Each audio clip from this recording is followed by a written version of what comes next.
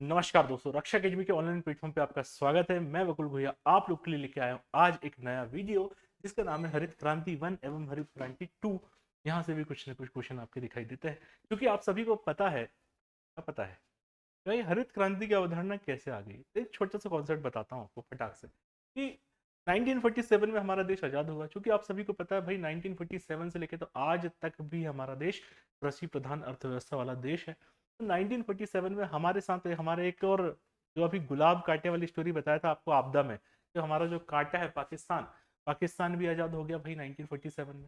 तो वहां से क्या हुआ, आबादी भी हमारी बहुत ज्यादा बढ़ी। तो भाई हमें क्या करना था, एक लेवल अप करके काम चलना था कि भाई हमारी कृषि भी बढ़ते रहे, हमारे उद्योग भी बढ़ते रहे, हमारा अंतरिक्ष कार्यक्रम भी बढ़े, हमारे पास हथियार भी हों। क्योंकि हमारा देश के दूसरा देश क्या चाह रहा था कि भैया खाने के लिए रोटी मिले ना मिले, हथियार पहले बनाना है। तो हमारे दिमाग में वो भी था।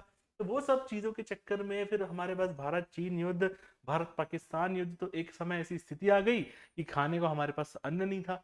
तो हमें अब बाहर दूसरे देशों से ऐसे अनाजों का हमें क्या करना पड़ा, आयात करना पड़ा, जो भाई वहां के जानवर लोग भी नहीं खाते थे। तो इन सब चीजों को ध्यान में रखते हुए हमने क्या किया, हमारे प्रधानमंत्री 1965 लाल बहादुर शास्त्री, उसके बाद वाले प्रधानमंत्रियों ने क्या किया, कुछ ऐसा किया जाए जिससे कि हमारे कृषि के क्षेत्र में हम आत्मनिर्भर बन जाए। और वो 1966 का दौर आया, 1966 का दौर आया जहां पर हमने कृषि को आत्मनिर्भर बनाने के लिए हरित क्रांति जैसी अवधारणा क्या करके आई, हमने लेके आई। ठीक है, तो देखिए क्या है भाई, बेसिकली हरित क्रांति गेहूं और चावल के उत्पादन में वृद्धि करने के लिए क्या करी थी, हमने लेके आई थी। क्योंकि इसके साथ में अन्य फसलों को भी हमें क्या करना था, ध्यान रखना था।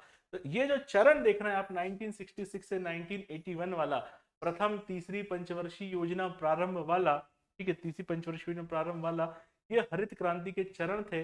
और 1981 से 1995 तक ये हरित क्रांति का मध्य चरण था, यहाँ ये शुरुआत हो गई। और ये वाला जो दौर था इसका मध्य हरित क्रांति का चरण वाला था। और थोड़े से तथ्य की बात करें, हम यहाँ पर थोड़े से तथ्य की ओर आगे बढ़े, ठीक है। तो ग्रीन रिवॉल्यूशन जो है शब्द किसने दिया था, विलियम एस गॉड ने। किसने, विलियम एस गॉड ने ग्रीन रिवॉल्यूशन या हरित क्रांति का शब्द किसने दिया था, विलियम एस गॉड ने। हरित क्रांति के जनक की बात करें तो किसको माना जाता है भैया, बोरलॉग को माना जाता है हरित क्रांति के जनक, नॉर्मल बोरलॉग को माना जाता है हरित क्रांति के जनक, नॉर्मल बोरलॉग को माना जाता है। भारत में हरित क्रांति के जनक कौन है, एम एस स्वामीनाथन। इसका फुल फॉर्म क्या हो गया, मनकोम्बू संभाविन स्वामीनाथन, भारत में हरित क्रांति के जनक। हरित क्रांति के जनक विश्व में नॉर्मन बोरलॉग को माना जाता है। हरित क्रांति शब्द किसने दिया, विलियम एस गॉड ने। हरित क्रांति के जनक एम एस स्वामीनाथन। भारत में हरित क्रांति के राजनीतिक जनक कौन है, चिदम्बरम सुब्रमण्यम। राजनीतिक जनक कौन है, ये क्वेश्चन भी याद रखिएगा। भारत में हरित क्रांति के राजनीतिक जनक फट से लगा के आ गया एम एस स्वामीनाथन, नहीं, राजनीतिक जनक की बात कर रहा है भारत रत्न चिदम्बरम सुब्रमण्यम। भारत में गेहूं क्रांति के जनक कौन है, दिलबाग सिंह अठवाल। भारत में गेहूं क्रांति के जनक कौन है, दिलबाग सिंह अठवाल। ये फैक्ट आपको याद करना है, पीडीएफ निकालना, याद करना इंपॉर्टेंट है। हरित क्रांति घटक की बात करें, ऐसे क्या क्या हमने लेके आए कंपोनेंट जिससे हरित क्रांति में क्या हुआ, हरित क्रांति आई और उत्पादन में तीव्र वृद्धि आपको देखने को मिलती है। एटलीस्ट मात्रात्मक वृद्धि तो आपको देखने को मिल ही गई। ट्यूब टेल सिस्टम लेके आ गए, रासायनिक उर्वरक, कीटनाशक, डबल ट्रिपल आपको क्या हुआ, क्वांटिटी बढ़ गई फसल की। कृषि का क्या कर दिया आपने, यंत्रीकरण, बैल की जगह आपने ट्रैक्टर इत्यादि लेके आ गए। कृषि ऋण प्रदान करना आपने क्या किया, शुरू कर दिया, कृषि ऋण प्रदान भी आपने किया। बिजली दी आपने, विश्वविद्यालय बना दिया आपने, ठीक है। हाइब्रिड बीजों की भी आपने क्या कर दी, व्यवस्था कर दी। हरित क्रांति के क्या हो गए, घटक हो गए। उद्देश्य देखें हरित क्रांति के कौन कौन से उद्देश्य आप दिखाई दे रहे हैं। एक लघु अवधि का उद्देश्य देखें आप, तो भाई साहब क्या उद्देश्य दिखाई दे रहा है, तीसरी पंचवर्षीय योजना में भूखमरी को क्या करना है, रोकना है। उस समय स्थिति बहुत खराब थी, क्यों खराब थी, क्योंकि भारत पाकिस्तान, भारत चाइना युद्ध। और दीर्घ अवधि में देखें तो भैया कृषि विकास में क्या करना है, आपको वृद्धि करना है, कृषि विकास में वृद्धि करना है, कच्चे माल को बढ़ावा देना है। कृषि का विकास होगा ऑटोमेटिकली सेकेंडरी क्षेत्र उद्योगों का भी हमारा यहाँ विकास होने लगेगा। उद्योगों का विकास होने लगेगा, ऑटोमेटिकली आपके सेवा क्षेत्र का भी विकास होने लगेगा। क्यों ये सब जुड़े हैं, क्योंकि भारत एक कृषि प्रधान अर्थव्यवस्था है ठीक है, चलिए रोजगार, ये सब बातें, कृषि का वैश्वीकरण इत्यादि। अगर आप हरित क्रांति के प्रभाव देखेंगे, सकारात्मक प्रभाव, तो भैया खाद्य सुरक्षा आपको मिल गई। अरे मिली कि नहीं मिली? खाद्य सुरक्षा, खाद्य सुरक्षा आपको मिल गई भैया। गरीबी का पूर्ण उन्मूलन नहीं, लेकिन कुछ तो पेट भरे। खाद्यान्न आयात में क्या हो गई? कमी। जो आप लेते थे खाद्यान्न, इंपोर्ट करते थे, उसमें आपने क्या कर दी? कमी कर दी। ग्रामीणों का विकास सुनिश्चित होने लगा। ठीक है। प्रौद्योगिकी में, टेक्नोलॉजी में क्या होने लगी? वृद्धि होने लगी। और किसान आय में क्या हुई? वृद्धि हुई। ये सब किसके परिणाम थे? हरित क्रांति के सकारात्मक परिणाम थे।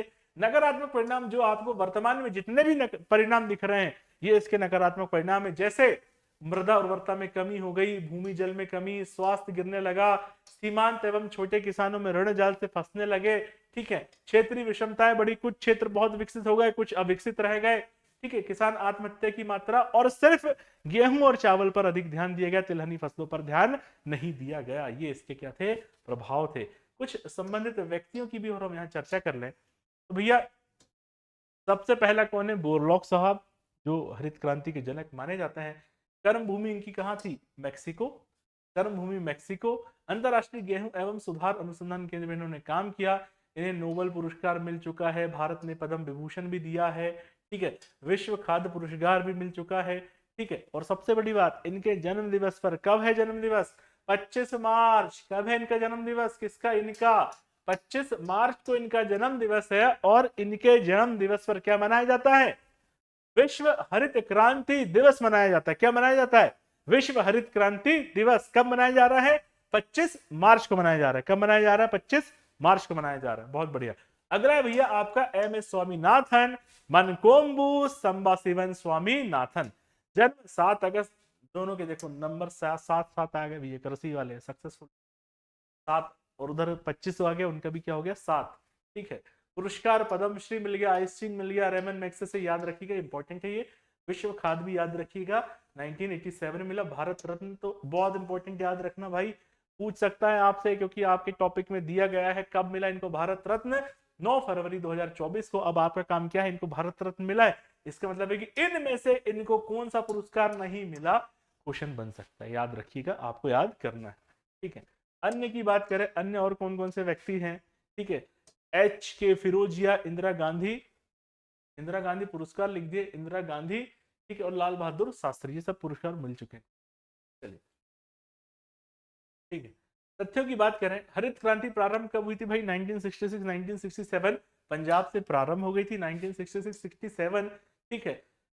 खाद्य मंत्री कौन थे उस समय? भारत रत्न चिदम्बरम सुब्रमण्यम। कौन थे? चिदम्बरम सुब्रमण्यम।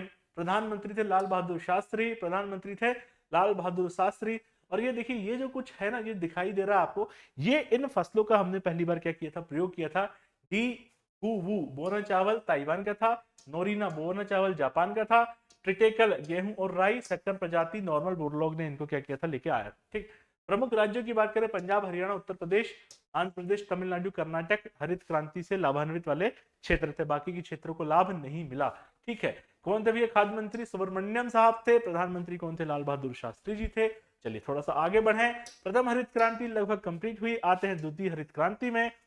1980 के बाद का जो दशक है, जो वर्तमान तक चल रहा है, ये सब किसके अंतर्गत आ रहा है? आपका द्वितीय हरित क्रांति के अंतर्गत आपका आ रहा है।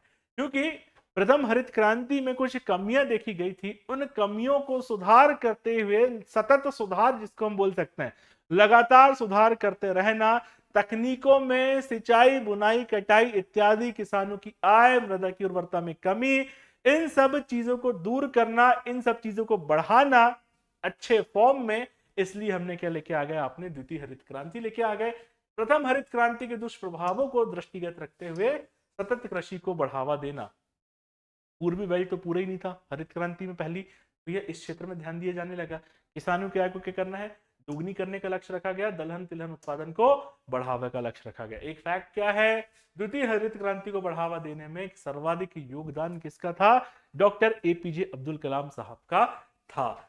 चलिए बहुत बढ़िया, इतनी बातें आपको समझ में आ चुकी होंगी। 1980 के बाद का दशक द्वितीय हरित क्रांति के अंतर्गत आ रहा है। देखिए एक बहुत इंपॉर्टेंट बात बता दूं आपको, ये जो टेस्ट सीरीज आपको 500 रुपए में दिख रही है, ये सिर्फ एक मात्र टेस्ट सीरीज नहीं है, इसके अंतर्गत आपको डिस्क्रिप्शन भी भारी मात्रा में मिलने वाला है। इसका मतलब है कि ये 500 रुपए की जो टेस्ट सीरीज 100 टेस्ट नहीं है, अपने आप में एक टेस्ट में आपको लगभग 100 क्वेश्चन तो होगा, उसके साथ मान के चले आप 300 प्रश्न और तैयार हो जाएंगे, मतलब एक टेस्ट में 400 प्रश्न आपके तैयार होने वाले हैं। इसके साथ में इस टेस्ट सीरीज में ना आपको एमपी का रिवीजन कराया जा रहा है, इकोनॉमिक्स के कुछ डेटा मिलने वाले, आर्थिक सर्वेक्षण इत्यादि, और इसी के साथ साथ आपको करंट की क्लास भी इस 500 रुपए की टेस्ट सीरीज में मिलने वाली है। तो ज्वाइन करें, बहुत ही सकारात्मक परिणाम देगी आपको ये टेस्ट सीरीज। मिलते हैं अगले वीडियो में, तब तक के जय श्री राम।